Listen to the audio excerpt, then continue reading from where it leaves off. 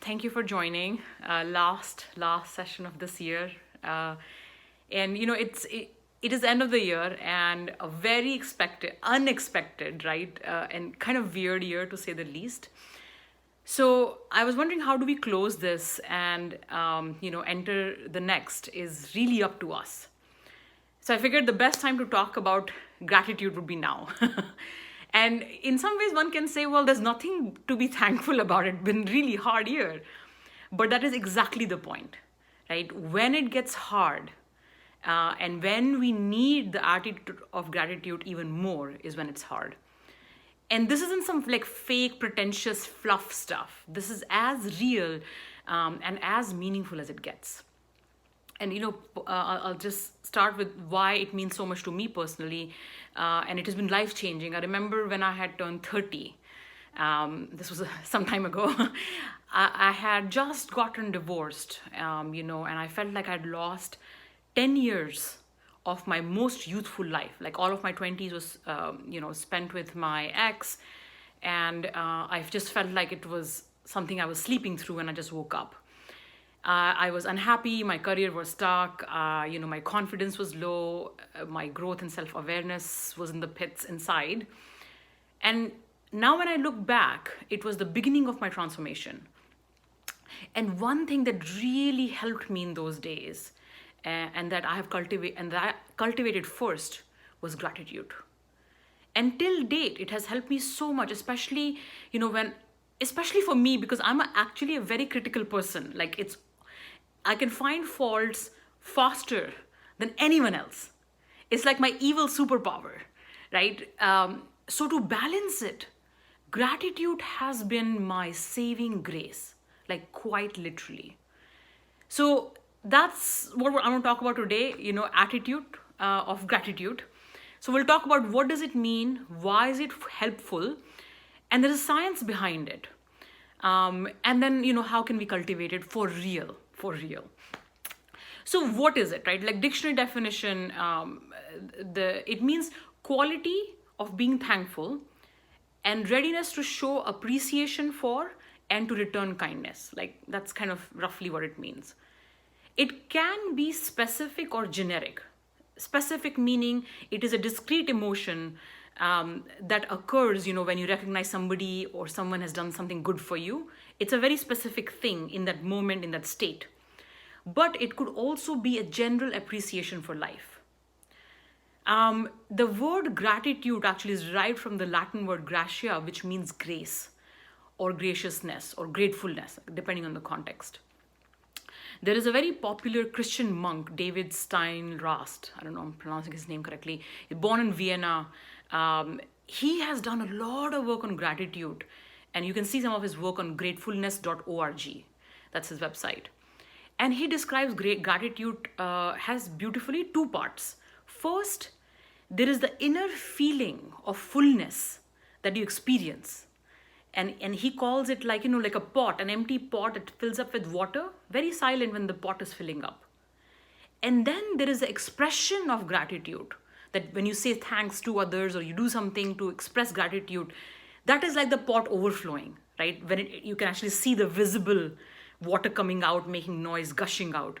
So there's an inner feeling, that fullness that comes, that you feel when you experience and feel gratitude. Then there's expression of it, right? When you actually say thanks. So expression, which is externally, is optional, right? So sometimes you don't always have to express it. You don't always have to say thanks to other people, but the feeling has to be there. In US, I've noticed, we say thanks a lot. Like anything for anything, like somebody, you're sitting in a restaurant, a waiter brings water to you, thank you. Like someone opens the door for you, thank you. Somebody, barista gives you coffee, thank you. We don't think about it. We don't really feel gratitude. We just say it. That's not gratitude. That's just a culture of saying thank you, right? But so there is the feeling of gratitude. If you feel gratitude and then you express it, then that's the real gratitude. Now, the most important question that comes up when we talk about gratitude is, can you be really grateful for everything, right? And Brother David says, you can't be grateful for everything, right? Like, how can you be grateful for suffering and death or violence. But this is the key part. But you can be grateful for every moment, for the opportunity that it presents.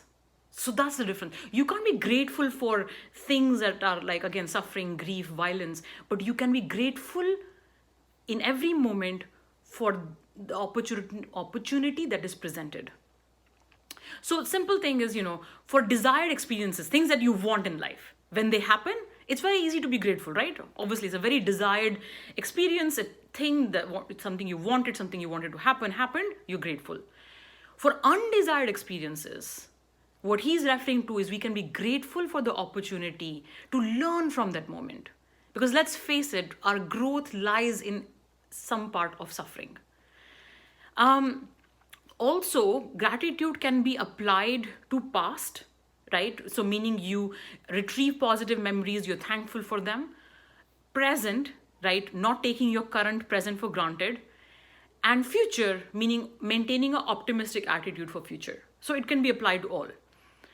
And like we've talked about in past, love and kindness that you offer to others and to self, gratitude you can offer to others and to yourself also for doing your own part, right? Thank you for showing up and doing your part.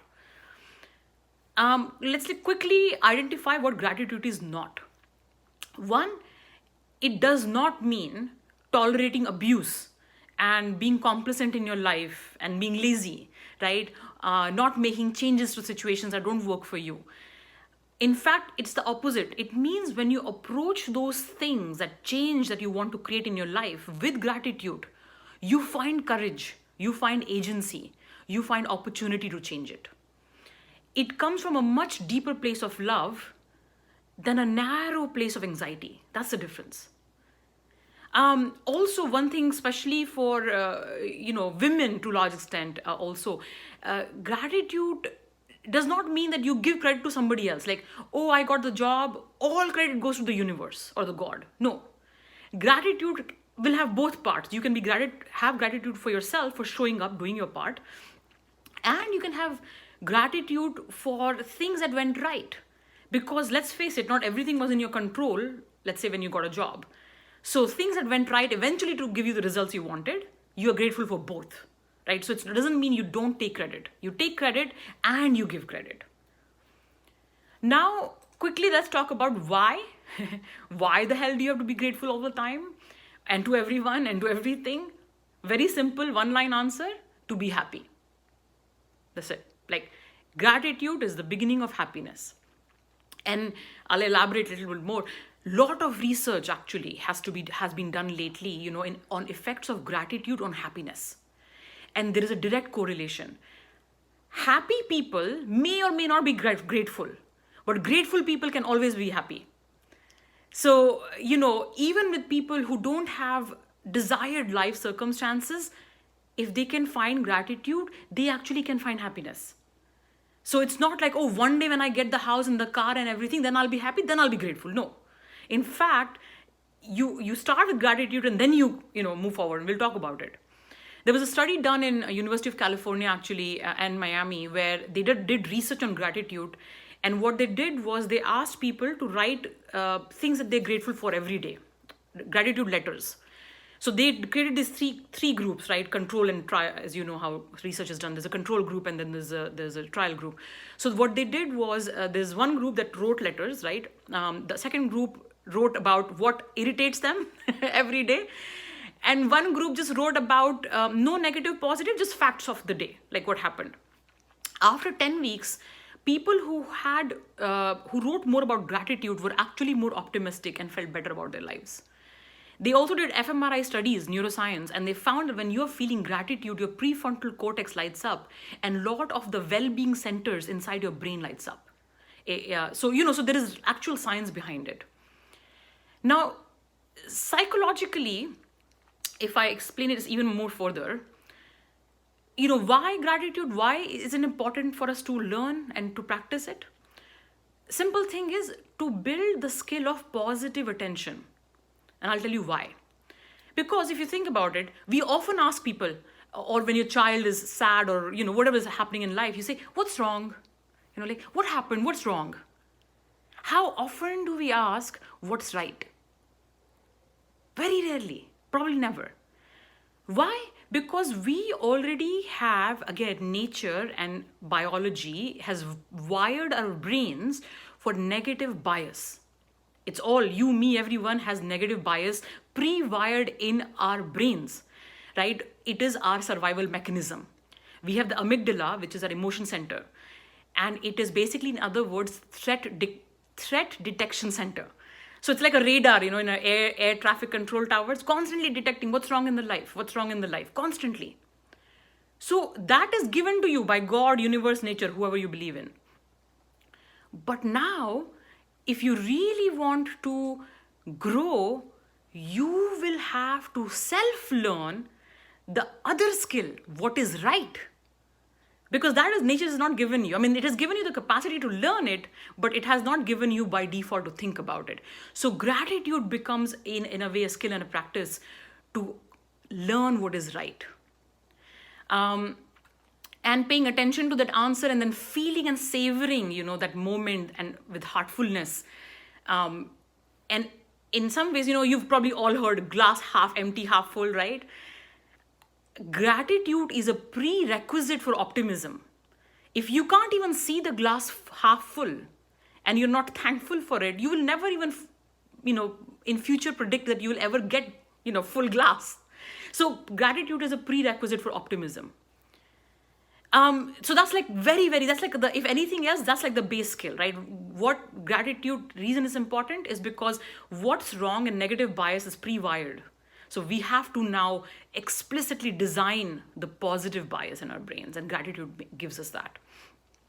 The other one is to avail the opportunity in suffering and hence alleviating it, right? Because eventually, not in the moment, but eventually you can be grateful for everything, even things that didn't go right or what were wrong from your point of view, because eventually those things gave you the opportunity to grow, and awaken.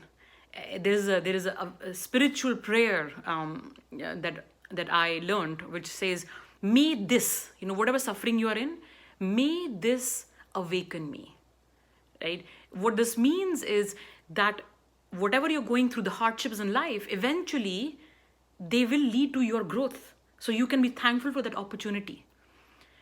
The other one, I'll just list a couple of other examples of why it's useful. To feel content, enough. If you think about it, gratitude makes what you have enough. It is the starting place of experiencing abundance in your life. And we are all living in a very scarcity-based mindset, right? Especially in consumeristic society like USA, where it's not enough. Nothing is ever enough, right? We want more, more, more, more. But gratitude gives you a feeling of enoughness, abundance. So it's the beginning place of abundance. Other thing that I found very useful, recently my friend, her dog became sick, and she was feeling very guilty that, she's been a bad mother. So she's not done enough to keep her puppy safe. So I said, what if you substitute that guilt with gratitude? Saying, hey, you found the disease in time, you took him to the doctor, he's recovering, you have him, he has you. Because you feeling guilt is not going to serve anything. But you feeling gratitude will at least serve you from where you are. And that is the truth, right? It is just a perspective at the end of the day. Similarly, there is this thing called survivor's guilt, right? Where if you have too much, like your family is poor, but you became rich. So either you've not done enough or you have too much. In both cases, you can substitute your guilt with gratitude. And that will give you a more peaceful experience, right? For whatever you're going through. Also, there is if you're very spiritual, there's this thing saying, the more you are grateful for things, the more you get things to be grateful for. So it's like a magnet. The more grateful you are, the more you will get to be grateful for. And when people are dying in hospitals, I don't know if you know, when nurses come to their family and the person who's dying, what they say? They say it's time to say three things: thank you, sorry, I love you. That's all that matters. At the end of the day, when your life is actually coming to an end, the first thing people think about is, hey, say thank you. Also, from a psychological perspective, gratitude is a pro-social behavior. So when you feel thankful to others, right, like somebody did something to you, gave something to you, something happened good in your life, it motivates you to do good to others. Right? So you become more benevolent. It makes you more pro-social. It also deepens any relationship. Any relationship you can take, you can transform it with gratitude. So even people you don't like and people maybe you don't have too much to be grateful for, if you can find something to be grateful for, you will see your relationship will transform. So it is like almost like a magic, like it's like a magic pill, I'm giving you, like instant happiness, instant transformation of relationships, instant contentness. It all starts with gratitude. And the last one I'll say is to rewrite our memories. Actually, like I was saying earlier, past, you can apply gratitude to past. There's a lot of research done in Harvard where they said, people who are eventually not depressed, let's say you've gone through a lot of hard circumstances, if you keep feeling like a victim of circumstance, even when the circumstance is past you, you always go down, like you're depressed in life. But if you can be thankful to that circumstance to teach you the lesson and hence give you the growth to get you to where you are right now, then you can change your relationship with the circumstance. You can rewrite the story of your life, like from a memory point of view, past point of view. And gratitude is the only way to do that. If you're always mad at people for doing something to you and mad at the God or universe for whatever circumstance came in your life, and even though when it's gone, it's past, you're just mad, it doesn't serve anything. But if you can be thankful because it allowed you the opportunity to grow, then that place, can really transform your life. And it gets you out of the victim mindset and puts you back in the state of grace. So that's why, I hope I've convinced you why gratitude is so important from so many different perspectives. I'll quickly talk about barriers to gratitude. Like, we all have barriers. The first one, and the most important one, is expectations. So generally, if somebody goes above our expectations, like somebody gave you a present, but it was so much better than what you thought, you're so thankful. Or somebody did something amazing that you didn't expect. Surprise is there, thankful. So that's the easy part. But somebody just met your expectations, right? You paid for it, they gave you the coffee, it was supposed to taste like that, it tastes like that.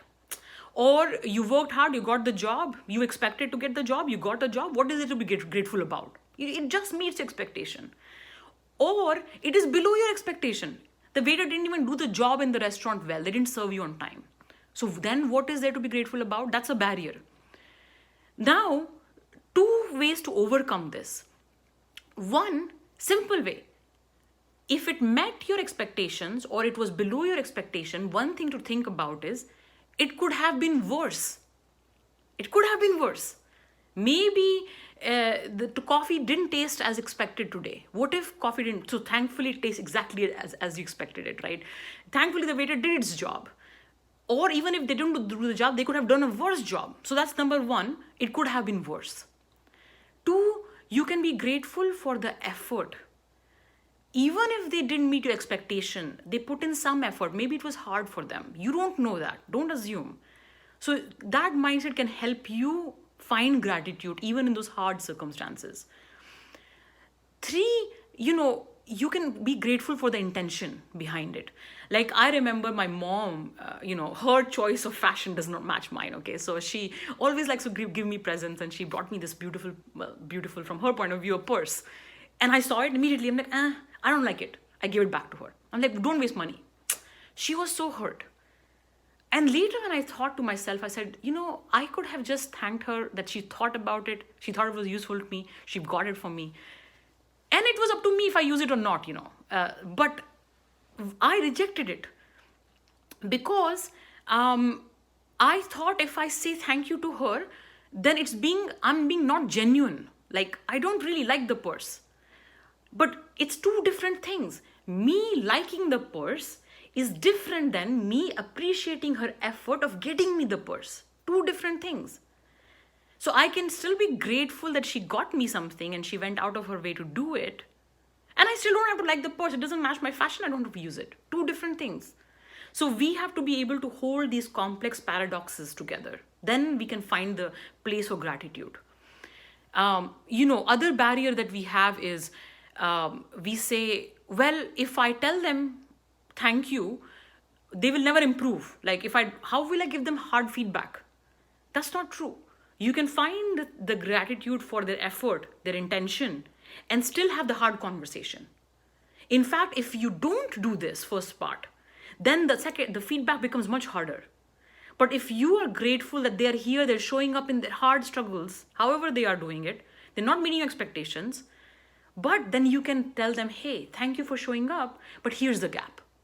So gratitude, it's not either or, right? It's not 100%, it's both. Other one, is this other barrier is sense of entitlement. Like, especially in Western worlds, where in America, for example, I remember when I used to live in India, we didn't have electricity or water, like every time. Like, chances are you don't have shower, right? So when I came to US, there's water and electricity all the time. So I was so thankful when I came. But now I've been here for so long, I'm like, nothing to be thankful about. I've taken it for granted. So my expectations baseline changed, right? So again, like I was talking about, like when things are better than expectations, you're thankful.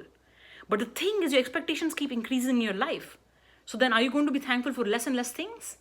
So that's why you have to be a little more mindful to ask yourself, is it given that everybody in the world has it? Are there times in my life when I didn't have this, right? So then you can always find these moments to find that gap between your expectation and then what you can be grateful for. Other very common barrier, integrity. Well, if I don't mean it, I should not say it.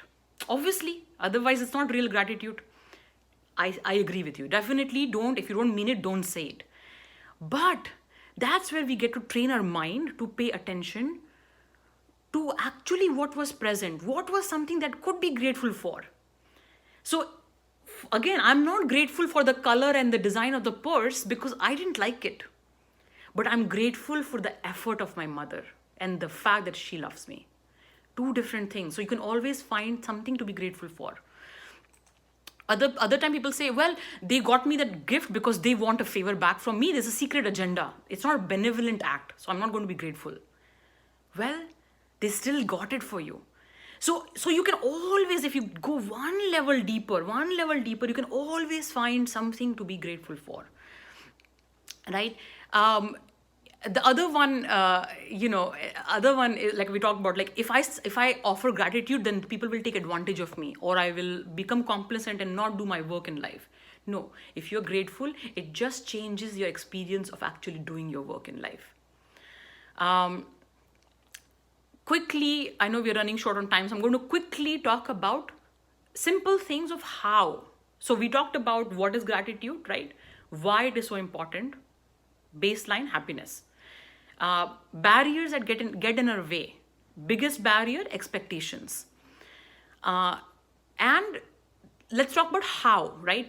And this is going to sound a little repetitive. We've talked about in a lot of our sessions how. Same, awareness is your first step of how. Now, gratitude, like we said, is both a temporary state, right? Something happened, like it's my birthday, you gave me a present, you showed up for my party, so grateful. It's a state, temporary state. And then it is a trait, which is ever present. So in psychology, there's a saying state to trait, meaning from a temporary experience, which is temporary in time, to an ever present experience. So the more we do it, gratitude goes from a state which you experience once in a while. Christmas present, yay, very grateful. Then it goes down. State, often it comes once in a while, state. You keep practicing it, it becomes a trait. It's always there. So just practice at the end of the day. That's how you do it. David Steiner-Rast puts it, he has a very simple book actually. It says, stop, look, go. Like how you cross a street, right? You stop, You take a pause in your life in any moment, you look, you pay attention to, ask yourself, what is it here to be that I can be grateful for? You don't ask yourself a yes no question. You don't say, can I be grateful for anything here? Then the answer may be no. No. You assume there is always something to be grateful for. Then you ask a what question. What is here that I can be grateful for? So stop, look, and once you find it, you let it fill it. It's like the filling of the pot. You savor it. Let yourself be full of that gratitude. Feel it, experience it. It's like blood running in your veins. And then you can express it if you want, right? Expression is optional. It could be very small.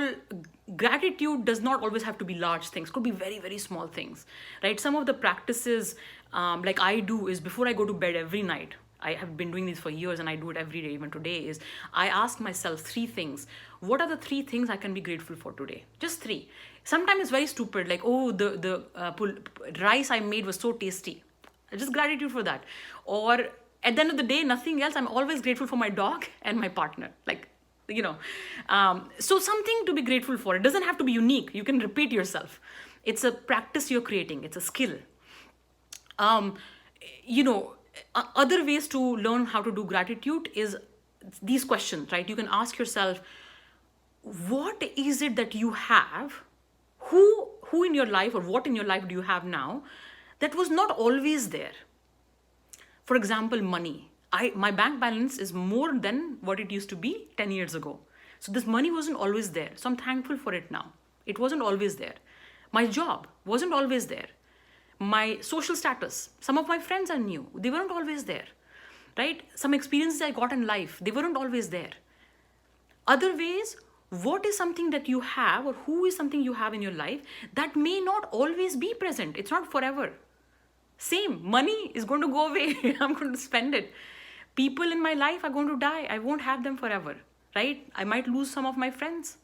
My status may go away. So what is something that was not always present and may not always be there?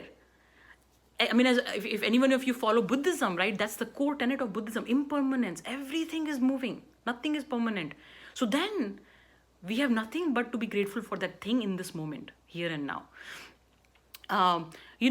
And another thing that Buddhist monk once said, he wakes up every day and he's grateful to be alive. I'm like, that's brilliant, especially in Corona days and COVID days, when all of us have experienced or known of somebody who died unexpectedly. What a beautiful thing, this life, this aliveness, right here, this moment that we have, right? That at the any end of any day, if the answer is what can I be grateful for, you can't find anything. Then you're grateful for this moment. Like they say, I think in some religions they say, miracle of birth. It was not necessary that you had to be born. Maybe you were never born, but you are here. This life is given to you. This moment is present. You're not dead yet. So this moment, at the minimum, we can be always grateful for, right? And I'll say 2 more things. One last thing, okay? This is the good news. This is the very good news. There is no downside to being thankful. No downside. It's not like I only have 5 thanks to give, and if I give them out, I'm out of thanks. No, right? On the other hand, when you worry and stress in life, it is a limited resource because, when you worry, it actually takes your emotional and mental cognitive power, and then your power goes down. So it is actually, you can only worry so much. You can't worry for everything. There is actually a phrase nowadays, they're saying, I don't have any more fucks left to give. Like, that's the new thing. I don't have any more fucks to give. Like I don't have any more enough currency to worry about things.